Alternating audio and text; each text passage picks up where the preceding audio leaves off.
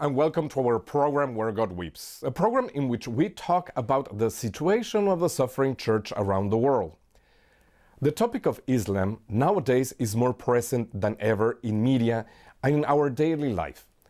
From the horrific attacks perpetrated in the name of Islam to the waves of immigrants into Western societies, Islam is an ever-present concept or idea. But what is Islam? Why people that profess the same religion could have such diametrically opposite points of view? Today it is my privilege to welcome Father Samir Khalil, Jesuit priest, Islamic scholar and Catholic theologian from the Université Saint Joseph in Lebanon. Father, welcome to our program. Thank you. Welcome to you. Father, it is such a privilege to have you here with us. You're such an expert in Islam studies, and you have been very involved in interreligious dialogues and with different universities and institutions around the world that are aimed precisely to provoke this kind of dialogue. I would like to center our conversation in very basic concept of Islam so that our audience in general get a better knowledge Yes. of what is Islam. So my first question to you would be, is it okay to talk about Islam as a unit, meaning as one block of beliefs, traditions, rites, or it's rather a group of different interpretations and approaches to a specific text? Yeah, the belief is one. It's very simple. The profession of faith said, "Ashhadu an la ilaha illallah wa anna Muhammadan Rasulullah." I testify that there is no God otherwise God, and that Muhammad is his prophet, and that means the last prophet sent by God. So if you say this, you are a Muslim. Now, in Islam, you have different tendencies. You have the liberal one, who are open to what we live, to modernity from one side, and who interpret the Quran according to the modern life and the modern thinking. And you have on the opposite side the Salafists who says we have to stick to the literal Quran and to take it as it is.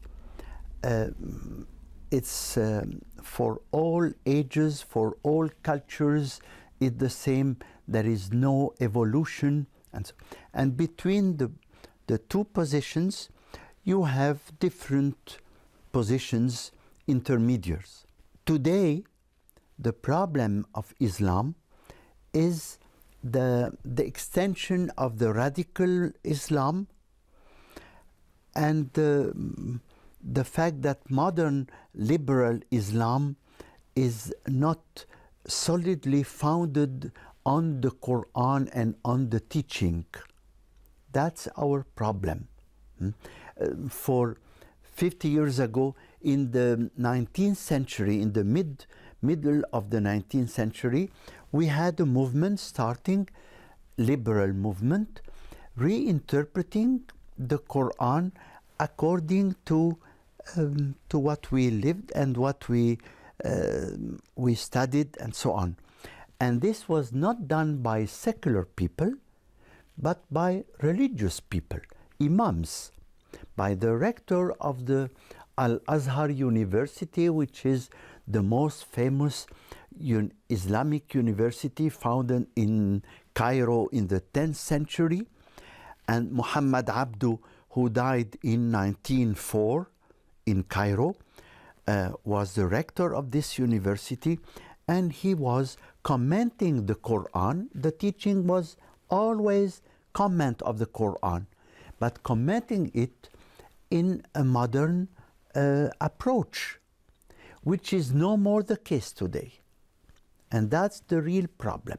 The conflict between a literal interpretation of the Quran, taking each word as it sounds written in the 7th century, and people saying, okay, but we have to interpret it for today, because the Quran is valid for all cultures, but it must be adapted to each culture.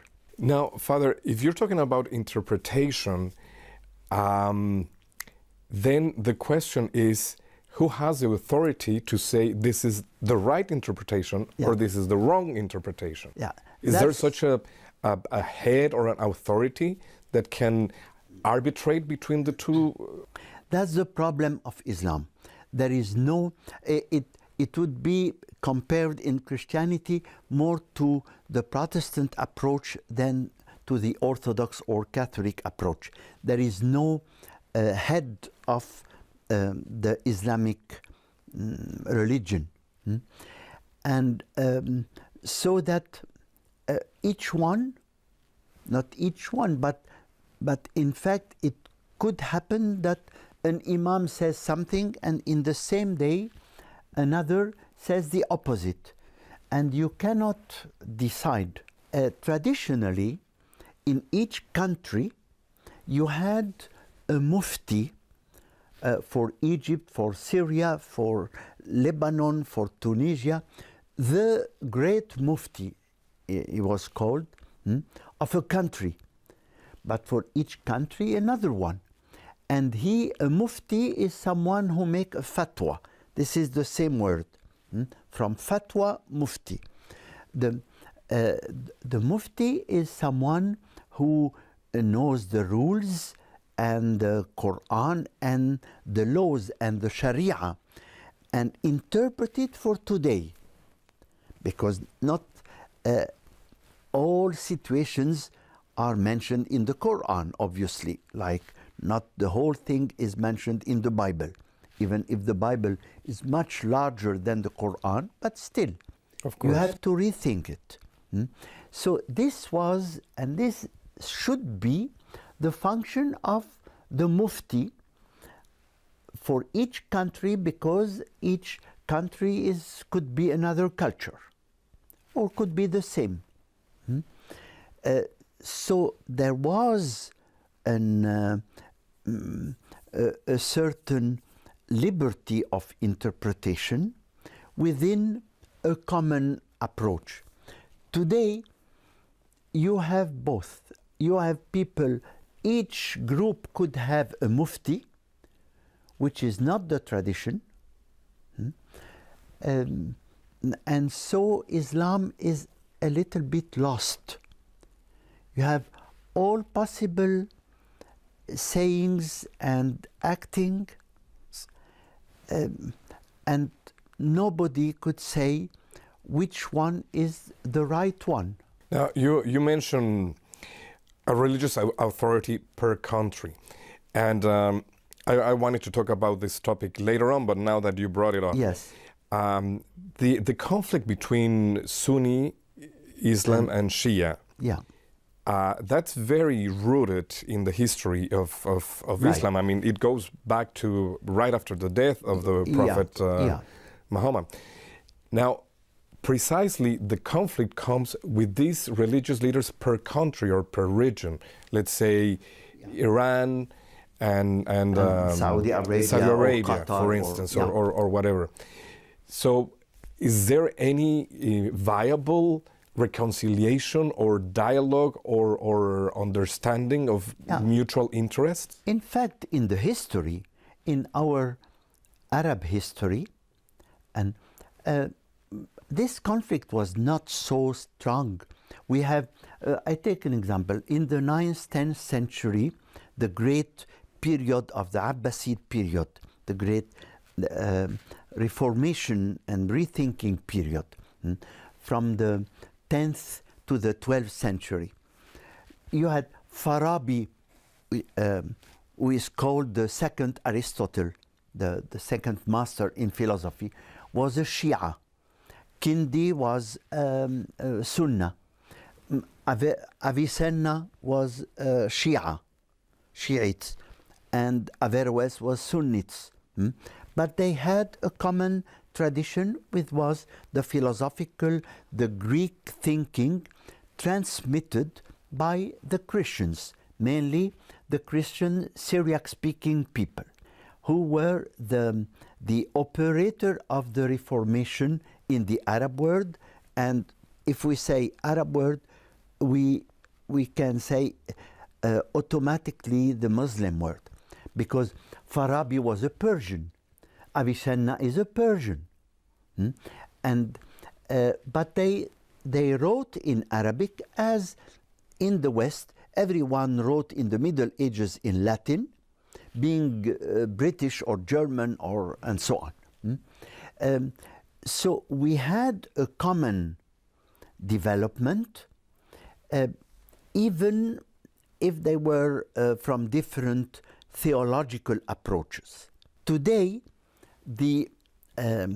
because the Shia is represented mainly by Iran, and the Sunnah politically is represented by Saudi Arabia and the Arab Peninsula, so the conflict is religious political. But this is a shame for any religion, and I see this as a regression for Islam.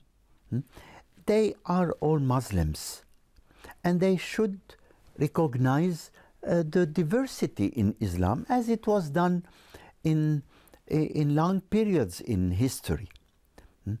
But politics, that's the problem of Islam, that Islam is not a spirituality only. There is spiritual approach. It's not a sociological only. It's not political only. It's everything. This is the force and the weakness of Islam. It's a military project, it's a political project, it's a social project, is a financial, economical project, is a religious project, is a spiritual project. Father, let me interrupt you there. So in its origins, Islam was like that, meaning instead of the concept of religion that we have, of a body of spiritual concepts, of theology, of rights, in this case we're talking about, besides that, also military strategy, tribal dynamics and all this, from the beginning. Yeah, from the beginning, Muhammad was everything. He was a military leader. He put in the Quran sociological approaches, economical one,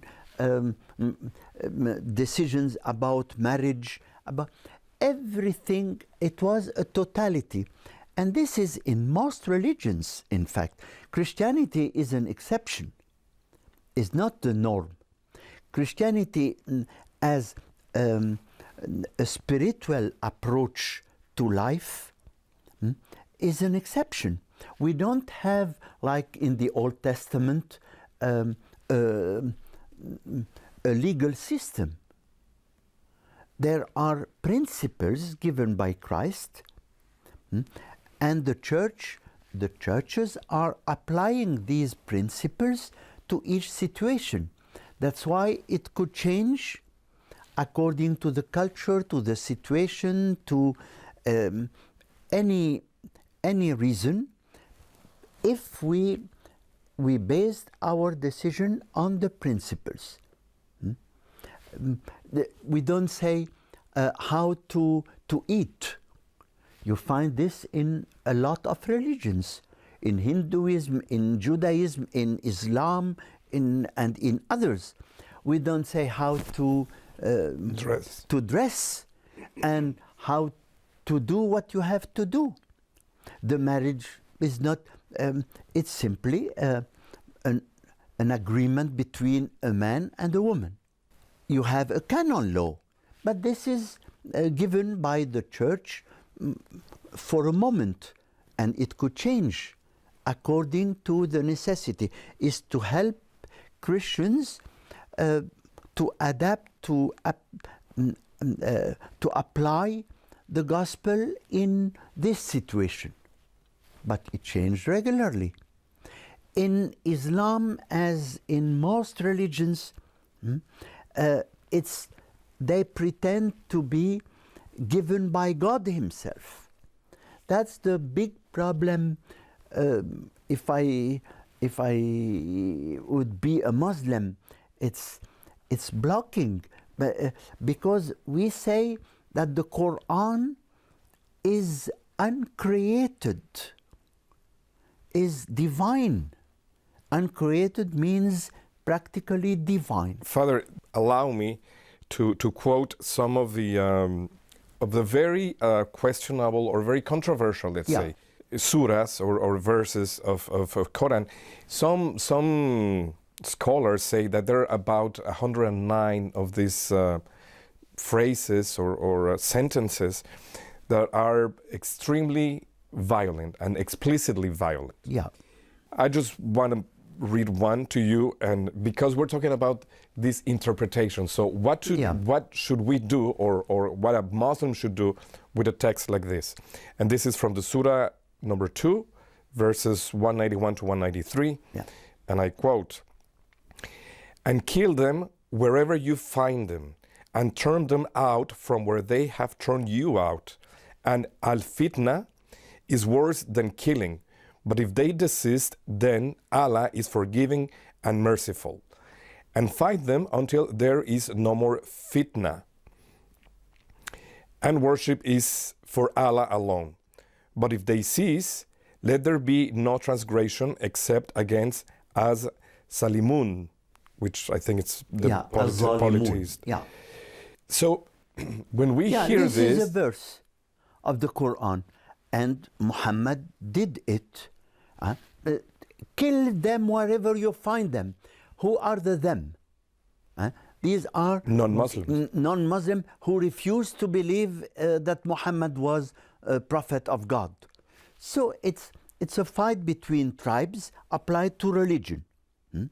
But in the same Quran, Surah 2, they will quote always the verse 183 saying, "La ikrah fi din," no constriction in religion.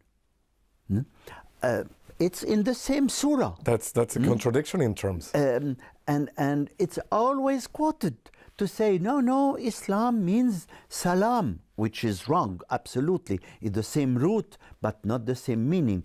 Islam comes from aslama, which means submit. Islam is submission. Submission to whom? To God, normally. Salam means the peace, but like shalom, etc. In all Semitic languages, you have usually a root of 3 consonants. Here, SLM or SLM, and it takes tens of meanings then. So Islam is not peaceful, and is not automatically violent, but it's one and the other. You have a lot of verses violent, and you have also verses non-violent. Which one you choose? According to your tendency, you can put the accent of one or the other. That's the problem. And that's why the Muslims elaborated through the ages some rules, the historical rules to say, that in these circumstances, the Prophet said that sentence, or as they say, God says. This, they apply each verse to God. If I read it historically, I say, yes, at that moment he was cerned by the non-believers, so kill them wherever you find them. It's a question of war. Muhammad was also a war leader. He was also a legislator, we say. He did rules when he was in Medina. And there is a great distinction done by Muslims. You have verses from Mecca. Mecca is the first period of his life. And you have the verses of Medina. Mecca, the verses are more peaceful, more dialogue, because he had no strength. He was at the beginning. At Medina, he started creating his political project and military project. So it's much more violent. And not only violent, but also rules for marriage, rules for everything. So the question is open. Which one you prefer? Normally, logically, the last one. If there is a contradiction, there is a verse saying in the Quran that they are contradictions. So the last revealed, as they speak, the last revealed verse cancel the previous one. It's logical. But then that means if you accept this principle, that the more violent verses will cancel the less violent. It's logical.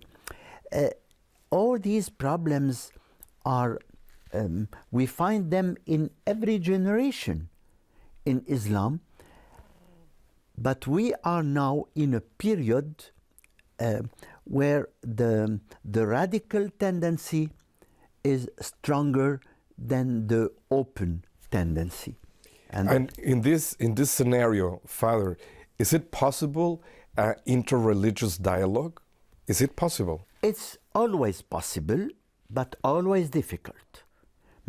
Possible dialogue. What means dialogue? Is a speech between two. Dialogos is clear.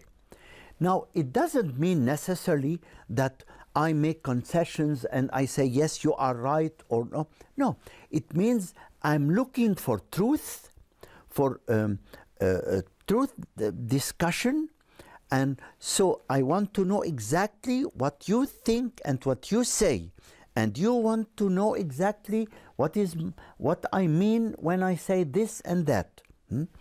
And even if we disagree, it's a dialogue. Dia is two. It is a discussion between two visions, two approaches. But then, by explaining, we could see that we are a little bit closer to each other. Because now, when you say, we believe in one God, fine. But then you have a verse saying, in the Quran, saying to Christian, don't say three, say only one. Don't say Father, Son, and Spirit. And Spirit is applied once, it seems to be applied to the Virgin Mary. As if Christians deified the Virgin Mary. So, do you think, I want to know, you Muslim, do you pretend that we believe in three gods? If you say that, I say, this is not me. No Christian will speak of three gods. But you say that Jesus is God. Here we start a discussion on the words. We say, is the Lord, and we distinguish between Lord and God, and so on. And what means Son of God? This is the process of dialogue, to understand. And from my side, I say, but you say that the Quran is uncreated. If it's so the Quran is God, the only uncreated. God created everything. And what does it mean? And so on. So dialogue is an effort to clarify as much as possible my own thinking, and to listen, to learn to listen to yours. Not listening, not thinking how I respond, how I object to you, how I learn from you. And then we take a pause. It could be years of reflection, and we meet again, and so on. there is no other way than dialogue, but a true dialogue. Dialogue of truth, veracity, not that I say what you can understand, but I hide other things that, no. I say everything as much as I can and as much as you can hear. And we meet again and so on. Father, unfortunately, we run out of time. It is amazing that we can go on for literally for days talking with you about this topic. Thank you very much, Father, and hopefully we will have the opportunity to have you in our program sometime soon. Thank you so much, Jonas, and I hope we meet again. Yes, thank you, Father. Yeah. And thank you, ladies and gentlemen, for being with us in another program of Where God Weeps. If you want to know more about the situation of Christians around the world in countries with a majority of Islamic population that generates a difficult situation for Christians, we encourage you to contact the information at the end of this program. Thank you, and God bless.